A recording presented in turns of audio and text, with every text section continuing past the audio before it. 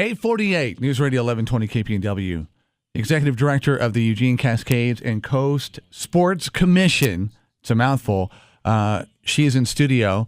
She is Janis Ross joining us and excited about the event that's happening Thursday, February 2nd at the Valley River Inn. So excited. I mean, really, we almost need this should be like the first of 5 or 6 segments talking about this because you really do have a lot. And I'm not just making that, small talk. You have a lot going on. It's going to be a jam-packed day, a full educational conference day for sports event organizers, athletic directors, booster club members, clubs, leagues, anyone who wants to either know more about putting on a sports event or how to connect with a sports event. Why did you think this was necessary? Because we're thinking that you were kind of the brainchild behind this. It's really interesting. We, as the Sports Commission, we work hard to help sports events be successful throughout the county. And we also work to bring sports events, bring regional and national sports events here. One of the things we've discovered in working with events is that it takes strong local support to either make an event happen locally or to bring an event because, for example, we have great local clubs like the National Academy of Artistic Gymnastics, the Emerald City Roller Girls, who put on great events themselves. We want to support them. We also, if we're bidding on a national or regional USA Volleyball or USA Archery event, a championship event, we need a local archery club or volleyball club to step up and say, we're the local host chapter.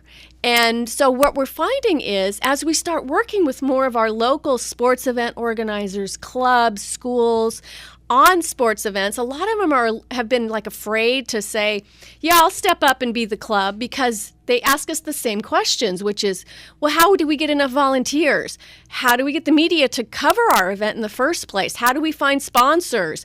All these questions we find we're asked over and over and over again in these one-on-one meetings we're having with sports groups. And we thought, if we could put together a great educational day and answer all those questions, bring in experts on those topics and invite everyone together, they'll all be educated at the same time. Plus, the day ends with a networking social so that you can share that information and you can start making those connections so that the guy who plans a bicycle road race can connect with the people who put on a dragon boat race, and they can start sharing information and resources together and start making those connections that we know are so critical. Can you talk about some of the experts that you'll have, conducting some of the sessions? Absolutely. So our media panel is very exciting. A lot of our events want to know, how do I get the media to cover my event? So we have representatives for radio by Coastal Media. For TV, we have a representative from Sinclair Broadcasting, which represents KMTR and KVAL. Ken Go, who's an amazing sports writer with the Oregonian. So that's going to be really exciting. We have speakers from the Eugene Marathon who are going to talk to us about sponsorships. AHM Brands, who is the agency for Tracktown, they're going to talk about sponsorships as well. We have an amazing speaker on event crisis management, and that's becoming really important. What do you do if an emergency happens during your event? So that's going to be a whole session. Who's going to be That is Steve Cash, who was with Dark 30 Sports. He's put on some amazing bicycle road races, and he now owns a consulting company where he does international crisis management. So he's very excited to be part of that. We have Whitney Warsaw, director of the Warsaw Sports Center at the university, talking about how do you work with interns. I think many of us have had the opportunity to think, wow, interns would be a great opportunity, free labor, but there really is an art form to it. And what's the best way to choose your intern and work with your intern? And then group housing. How do you get hotel rates? How do you get discounts at hotels? And why won't the hotels work with me? Here's my event coming in. And a really exciting breakout session is going to be working with facilities, which is a huge component. If you're going to hold an event, where are you going to hold it? Exactly. So we have Mike Duncan with U of O Athletics will be there, Michael Wargo with Willamette Lane, and then we have Lisa Chan coming down from the Oregon Convention Center, because Convention Center space is actually becoming very big in the sports events market for everything from volleyball to cheer to dance, etc. It sounds like it might almost be something for people that are just want together like a big event, like a beer tasting festival or something, not just tied to sports. I mean, that's going to be your heavy hitter, but I mean, absolutely, could be across the board. There really could be. Anyone who works on a large event that has those types of concerns would definitely be interested in those types of topics. So yeah, we would welcome anyone and everyone. How much does it cost?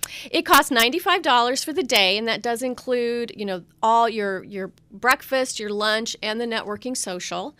And registration is open until January 31st. We will take walk-ins day of, but we really are expecting the event to sell out, and we have a capacity. So we What's encourage the capacity? 200. That's not very many, actually. Well, it's a first-time event, so we're looking at the space that we have in terms of rooms. So we feel 200 is a comfortable number. What I guess then is really the message here to get folks that are involved in sports clubs, sports teams, and the like to come to this thing, essentially. When they get done with this day, is the idea then that you want them to leave with, you know what, you can go big? Absolutely. Is that kind of the driver right there? We want to really ignite their passion. So whether they're thinking about starting an event themselves, that's going to be hopefully inspiring them to do that and to understand that now we've provided them with some knowledge and, more importantly, some resources. We really want our local sports event organizers to know that the Sports Commission staff is here to support them, to provide them with resources and information so that they don't have to be afraid to either start an event or to work with us to bid perhaps on a national event in their sport. What do you think is one of the biggest mistakes that somebody who has decided to put on one of these events actually makes? I think that a lot of times there's generally, if you're bidding on, for example, a national or regional event, there's criteria that the organizing body looks for. And I think that sometimes people who aren't as familiar don't do that on a regular basis like our staff does. It's very easy to miss important steps, particularly things like sponsorships.